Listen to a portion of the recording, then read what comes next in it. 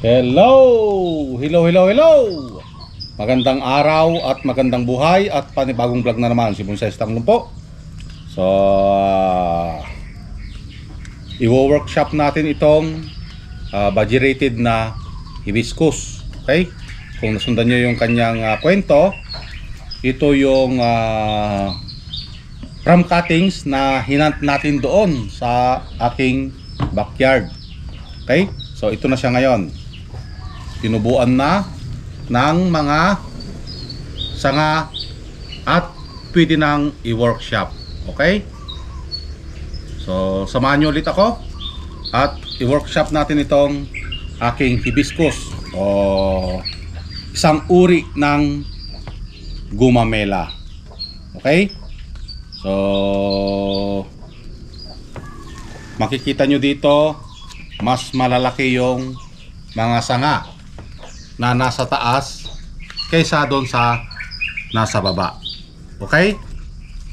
Dahil palagi kong sinasabi na ang malakas sa bonsai is yung nasa taas. Okay? So kailangan na nating kontrolin dito. Okay? Para lumarga itong mga nasa baba. Okay? So let's start. Yung mga hindi na kailangan tanggalin. Okay? Balik lang tayo sa basic Dito natin gagamitin yung knob cutter. Okay, ito yung gamit ng knob cutter. Kapag tayo ay magputol, gamitan ng knob cutter para mas maganda yung putol natin.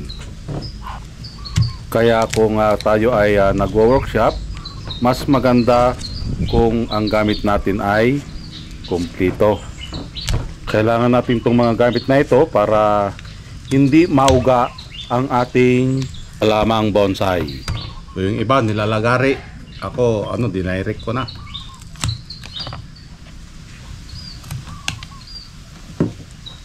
Yan, tanggal. So ito ay hibiscus, isang lahi ng gumamela.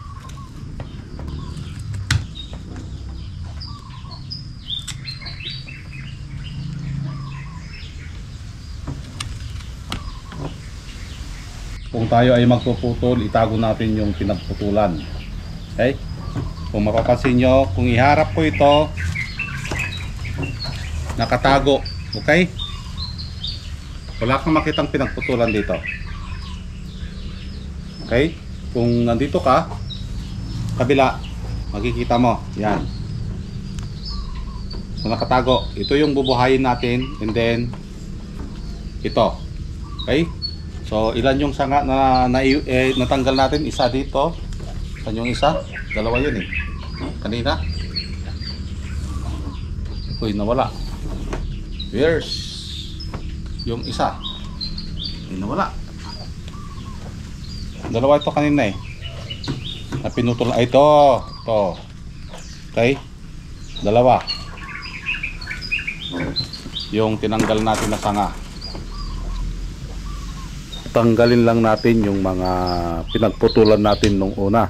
Dahil ang ginawa natin dito, pagkatapos natin pinutol, nilagyan lang natin ng stick well. So ang purpose nun, para matakpan ang kanyang sugat.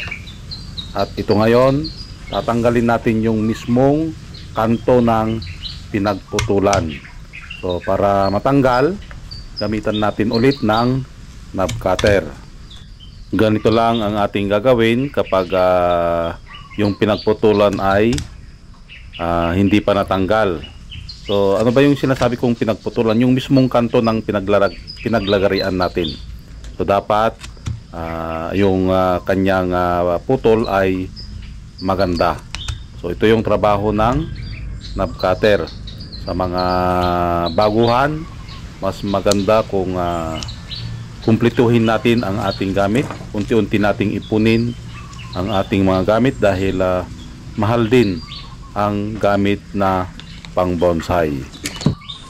So after nating naputulan, naayos yung pinagputulan natin nung una, pinaka basic ulit, tanggalin natin ang kanyang mga dahon para makita natin kapag tayo ay mag-wire na para malinis. Ang isa pang purpose nito para tubuan ng mga sanga, kaya natin kinakalbo ang isang materials na ginagawang bonsai. Kung mag-wire tayo, okay, ito wire. So kung ito ang pang-wire mo dito, so masyadong malakas itong wire natin. Okay, dapat yung tugma lang na laki or taba ng isang bonsai. Katulad nito, hindi ito magkaparehas. Yan. Mas mataba ito, mas mapayat ito. Okay? So itong wire na ito.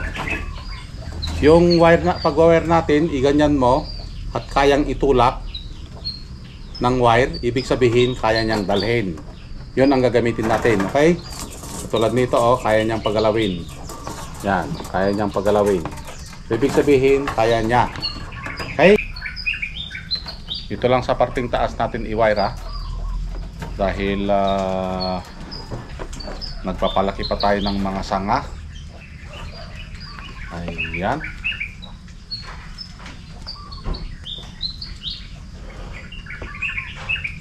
So ang pag-wire natin dito ay ipaikot-ikot mo lang sa sanga ng 45 degrees.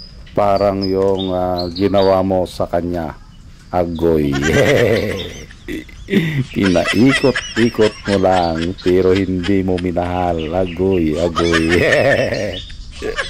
Shout out sa mga nakaranas ng ganon na parang winire ng bonsai ng 45 degrees na pinaikot-ikot lang. Agoy. Ayan. At naka behind the scene pa ang ating video. Yan, paikot-ikot, ikot-ikot katulad ng ginawa sa'yo. Yan, maalala mo ngayon ang iyong nakaraan. Agoy. Ayan, so make sure na hindi ito nadiligan ng 3 araw ang ating halamang bonsai para maiwasan natin yung mabalian ng sanga. So kapag kasi busog ang ating halamang bonsai, ang ating mga sanga ay malutong or magiging marupok. Agoy. Parang siya. Agoy.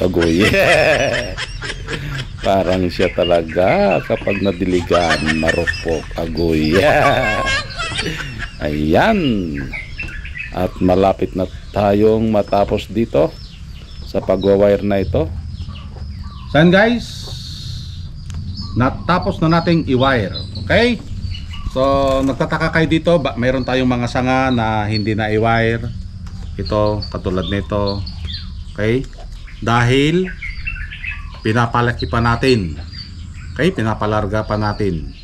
Katulad ng sinabi ko sa inyo, ang sanga na nasa taas ay mas malakas kaysa dito sa parting baba. So nagputol tayo dito. So ang pagputol natin is nakatago. Itinago natin yung pinagputulan.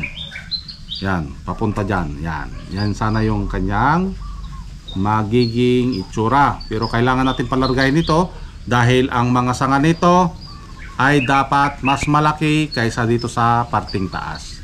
Okay? Dahil ito yung first branch.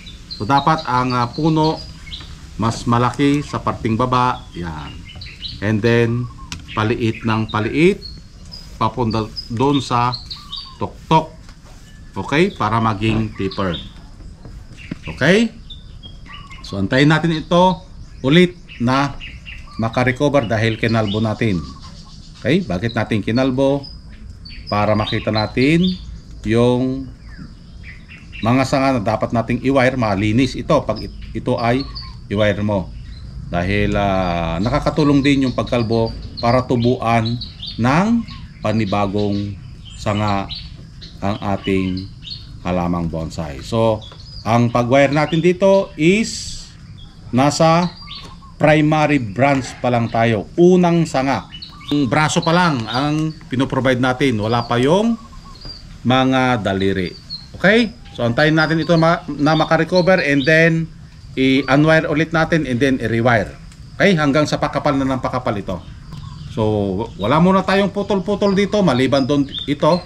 Nagputol tayo kanina dahil gusto nating i-control. Dapat mas malaki ito kaysa dito. Okay? So maraming salamat at nasamahan nyo na naman si Bonsai Lumpo. Hanggang sa muli. Bye-bye.